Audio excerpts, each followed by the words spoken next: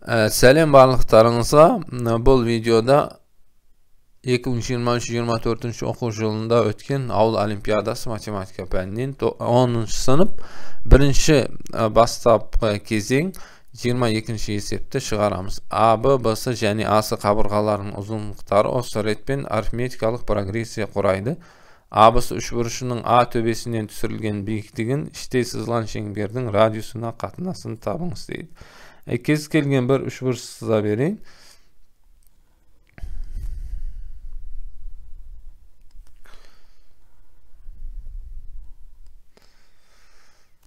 А, Б, Б-сы А-сы болсын. Осы ретпен дейді. Мынау мысалға А деген қабырға болса, мынау А минус Д болсын. А минус Д болсын. Ал мынау А плюс Д болсын, е? А плюс Д болсын. Сонына А төбесінен биіктік түсірді дейді. Соның іштей сызылған шеңберге қатынасын табыңыз деп жатыр. Іштей сызылған шеңбердің радиусына қатынасын табыңыз. Енді биіктік пен іштей сызылған шеңбердің радиусы қандай формулада екеуі де кездеседі? Екеуі де ауданды табу формуласында кездеседі. 2-ден 1 қабырға және ол қабырғаға түсірілген биіктік. Мынасы Б қабырға және оған түсірілген биіктік болсын. Мынау HA болсын. Тағы да S тең P көбейтілген P көбейтілген іштей сызылған шеңбердің радиусы. Мына формуладан келіп шығады екен. Мына жерге сызып көрсетейін. Іштей сызылған шеңбердің радиусы, іштей сызылған шеңбердің радиусы іштей сызылған шеңбердің центрі биссектрисалардың қиылысу нүктесінде болады. Биссектрисалардың қиылысу нүктесінде болады.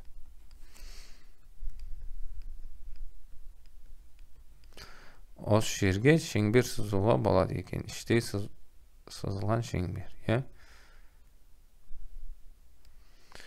Осылардың ауданын қалай табамыз?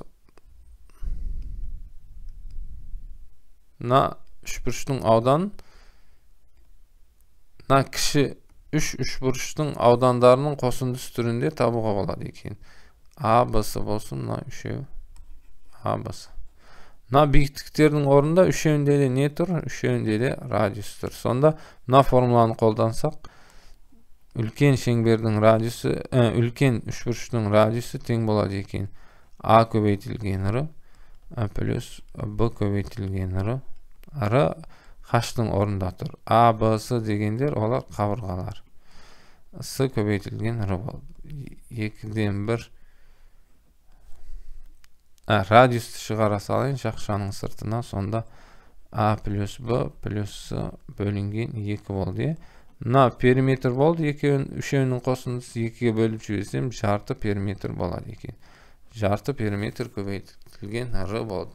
Мына жерден енді сол жақтары тең, демек оң жақтары да тең болады. 2-ден 1 А көбейтілген HA тең P көбейтілген Р болды. Сонда биіктіктің радиусқа қатынасын сұрап жатыр. Биіктіктің радиусқа қатынасы мына көбейту бөлі болып өтті. 2P бөлінген А болады екен. Енді P деген не бізде? P деген периметрдің жартысы. Ал мына 2-ге көбейткен соң ол периметр болады. Периметр үш қабырғасының қосындысы. Бізде қабырғалар А минус Д. Мына қабырғасы А, Б қабырғасы. Б-сы қабырғасы А. А-сы қабырғасы А плюс Д. А плюс Д. Бөлінген А болып тұр. Мына Аға бөлініп тұр. Плюсті минусты жойылып кетті. 3А бөлінген А мен А қысқарып кетсе 3 деген жауап болады екен. Қатынасы 3-ке тең болады екен. S nusxасы дұрыс болды. Сонымен мына есеп шықты. Сау болыңыздар.